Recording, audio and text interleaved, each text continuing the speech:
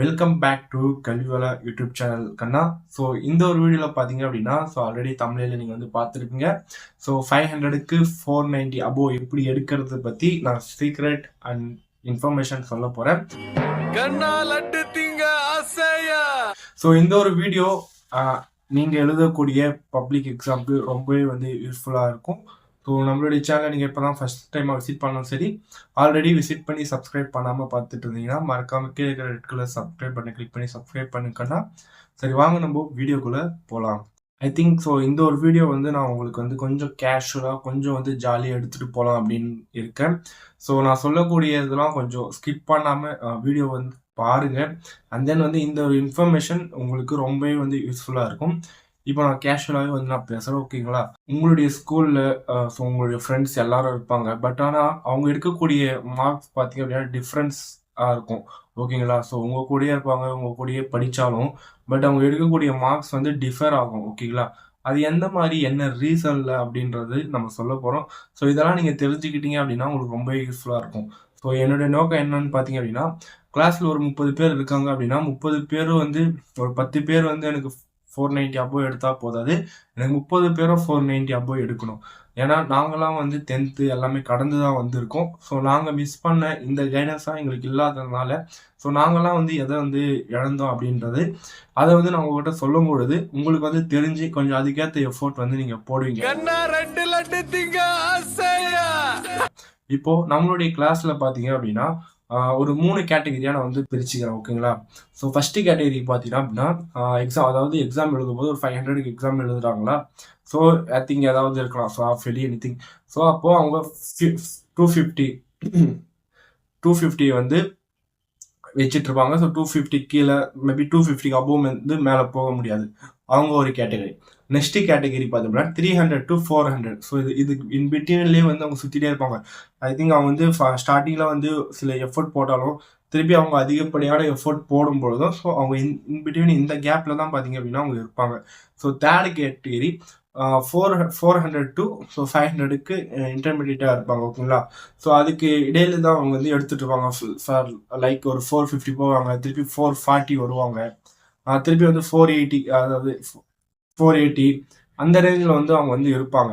So இந்த 3 category பார்த்தீங்க அப்படின்னா ஸோ ஒரு ஸ்லோ லேர்னர்ஸும் சொல்லலாம். ஸோ 250ன்றது ஸ்லோ லேர்னர்ஸ் கிடையாது, பட் அதோட பிலோவாக வந்து இருப்பீங்க. லைக் நிறைய ஸ்டூடெண்ட்ஸ் இருப்பீங்க. அவங்களுக்கும் இந்த ஒரு வீடியோ ரொம்ப யூஸ்ஃபுல்லாக இருக்கும். ஸோ இது வந்து கண்டிப்பாக நீங்கள் வந்து ஸ்கிப் பண்ணாமல் பாருங்கள், ஓகேங்களா? ஸோ இப்போ நான் 3 கேட்டகரி இருக்குது, ஓகேங்களா? ஸோ இந்த 3 கேட்டகரி இருக்கிற ஸ்டூடெண்ட்ஸு வேரி ஆகுது பார்த்தீங்களா அவங்களுடைய மார்க்கு. ஸோ என்ன ரீசன் இருக்குன்னு நீங்கள் நினைக்கிறீங்க? எப்பயாவது நீங்கள் இந்த மாதிரிலாம் யோசிச்சிருக்கீங்களா? ஸோ கண்டிப்பாக வந்து நீங்கள் வந்து யோசிக்கணும். ஸோ ஏன் அந்த மாதிரி மாறுது, ஏன் நம்மளால் ஃபுல் எஃபோர்ட் போட்டு கூட அவ்வளோ மார்க்ஸ் வந்து எடுக்க முடியல அப்படின்றது கண்டிப்பாக வந்து நம்ம திங்க் பண்ணணும். ஃபார் எக்ஸாம்பிள் நம்ம வந்து மார்க் எடுக்கிறது நாட் ஓன்லி நிறைய பேர் நீங்கள் வந்து நினைப்பீங்க ஸோ அவங்களுக்கு வந்து பிரெயின் பவர் அதிகமாக இருக்குது, ஞாபகத்தன்மை அதிகமாக இருக்குது, அதனால வந்து அவங்க அதிகமான மார்க் வந்து ஸ்கோர் பண்ணுறாங்க அப்படின்னு வந்து நீங்கள் நினைக்கலாம். இட்ஸ் லைக் அந்த பாயிண்ட் வந்து ஓகே, பட் அது வந்து எங்கேருந்து எப்படி கிடைக்கிறது? ஸோ கடவுள் பார்த்தீங்க அப்படின்னா எல்லாருக்கும் வந்து அதே மூளையோட சைஸு அதே மாதிரி தான், ஃபார் எக்ஸ்ட்ரா வந்து எதுவுமே இல்லை, எல்லாமே ஆஸ் யூஷுவல் என்ன இருக்கோ அது எல்லாமே வந்து கொடுத்துருக்காங்க. ஆனால் அது வந்து எப்படி நம்ம யூட்டிலைஸ் பண்ணுறோம், யூஸ் பண்ணுறோன்ற பொறுத்து தான் வந்து வேறு வேறு டிஃபர் ஆகுது, ஓகேங்களா?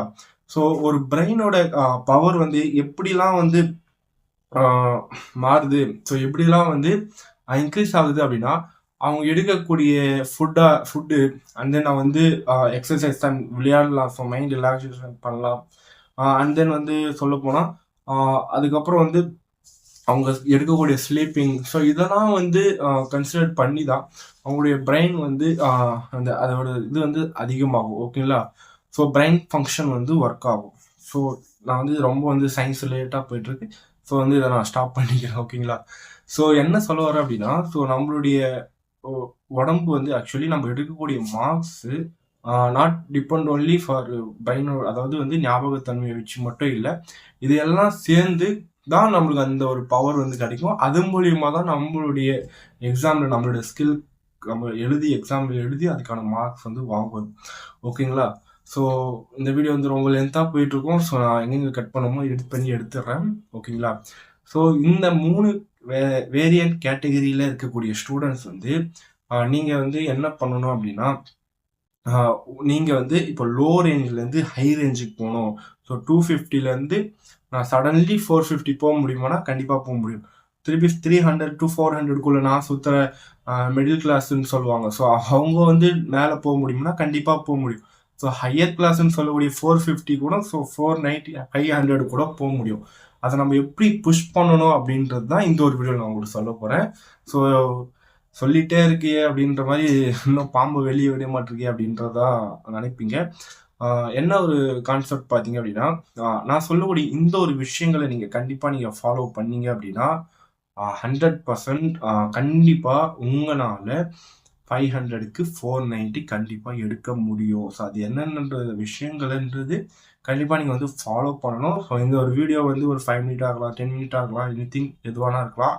பட் ஸ்டில் நீங்கள் வந்து சீரியஸாக இருந்து இந்த சில விஷயங்களை நீங்கள் ஃபாலோ பண்ணீங்கன்னா அப்படின்னா, இன்னும் உங்களுக்கு ஒரு 2-3 மாதம் தான் இருக்குது அப்படின்னாலும் பிரச்சனை இல்லை. கண்டிப்பாக நீங்கள் வந்து இதை ஃபாலோ பண்ணால் போதும். ஓகேங்களா? ஸோ எப்போ வரும்னு முக்கியம் இல்லை.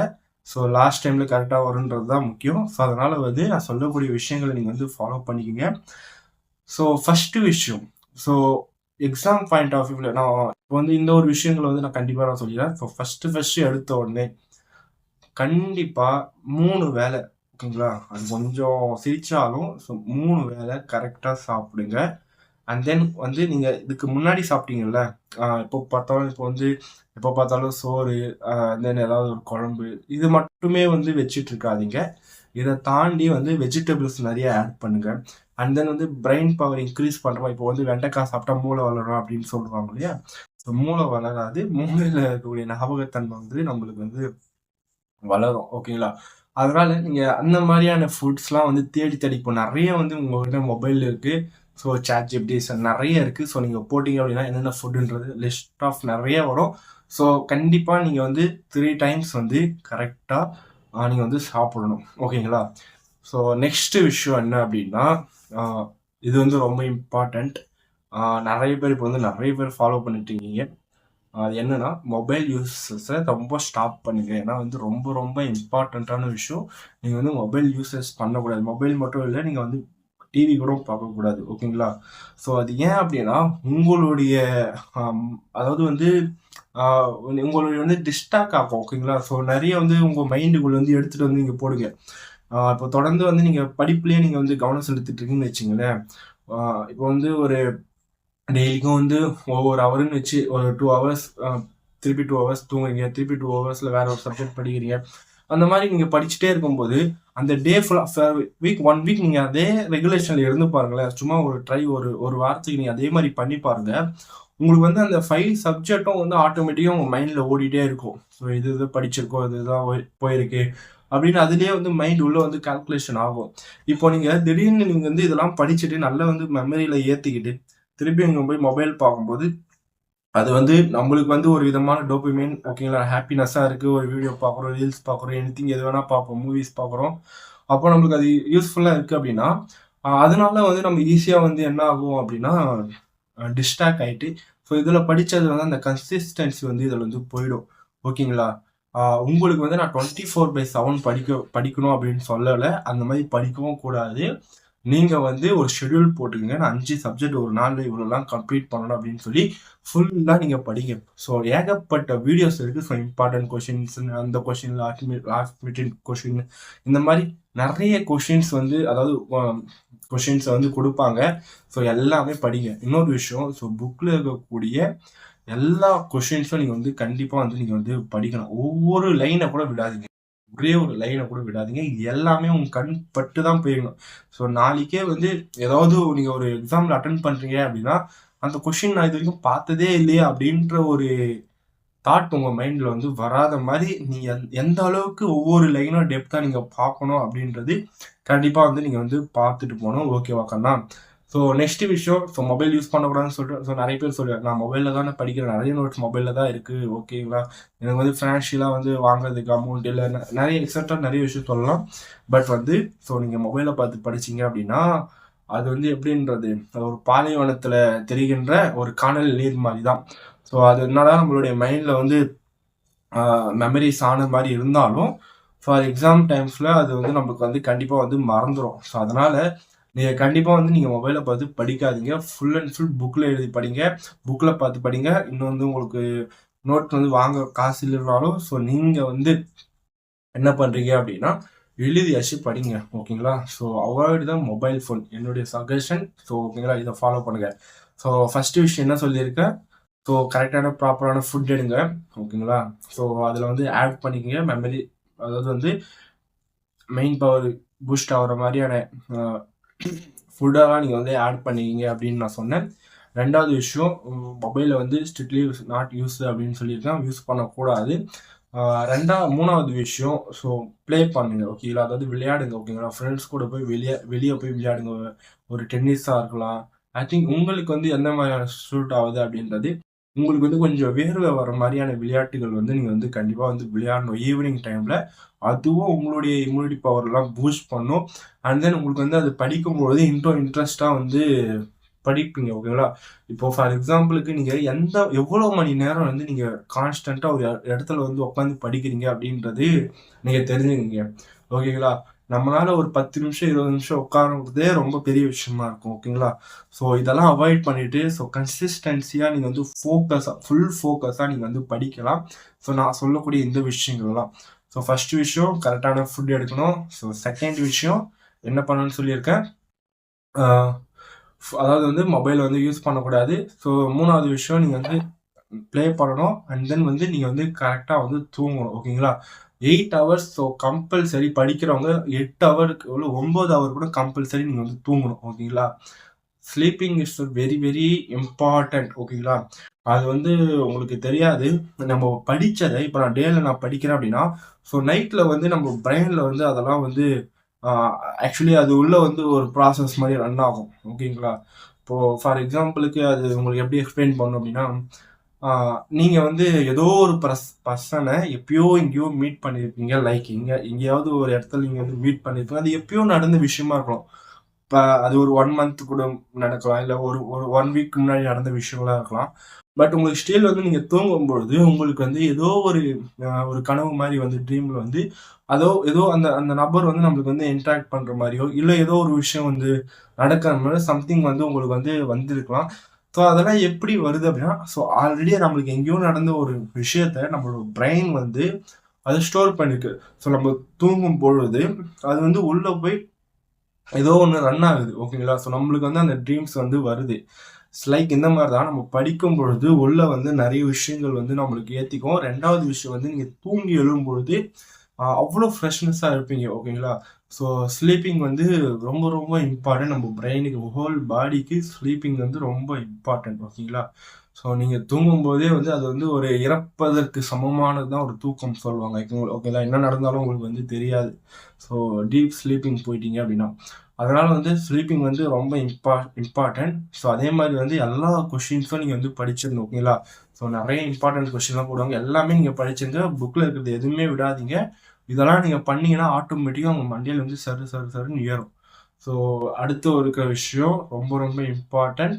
ஸோ தயவு செய்து நீங்களே ஒரு டெஸ்ட் கண்டக்ட் பண்ணுங்க, எழுதி பாருங்க. ஸோ ரொம்ப ரொம்ப இம்பார்ட்டன்ட். அது வந்து ரொம்ப சீக்கிரமாக உங்களுடைய பிரெயினில் வந்து ஆக்சுவலி வந்து சும்மா நம்ம படிக்கிறது வந்து ஸோ ஏதோ ஒரு பவர் மாதிரி மேலே போகிறத விட நீங்கள் எழுதி பார்த்தீங்கன்னு வச்சுக்கல, மண்டே ஓப்பன் பண்ணி உள்ளே போய் கொஷின்ஸ் உட்காடுற மாதிரி. ஸோ ஏன் இந்த சொல்கிறேன்னா, அவ்வளோ சீக்கிரமாக உங்களுடைய பிரெயினில் போய் ஸ்டோர் ஆகிட்டு அவ்வளோ சீக்கிரம் எரேஸ் பண்ண முடியாது. அந்த எழுதி பார்க்கறதுக்கான பெனிஃபிட் வந்து இதுதான். ஸோ நீங்கள் வந்து ஐயோ எழுதி பார்க்கல எனக்கு போர் அடிக்குது அப்படின்னு நீங்கள் நினச்சாலும் அதெல்லாம் விட்டுட்டு எழுதி பாருங்க. எவ்வளோ எழுதி பார்க்க முடியும். ஒரு கொஷினை நீங்கள் 1000 டைம்ஸ் கூட எழுதுங்க, தப்பே கிடையாது. ஓகேங்களா? நீங்கள் எல்லா கொஷினும் நல்லா எழுதி பார்த்து நீங்களே டெஸ்ட் கண்டக்ட் பண்ணுங்க.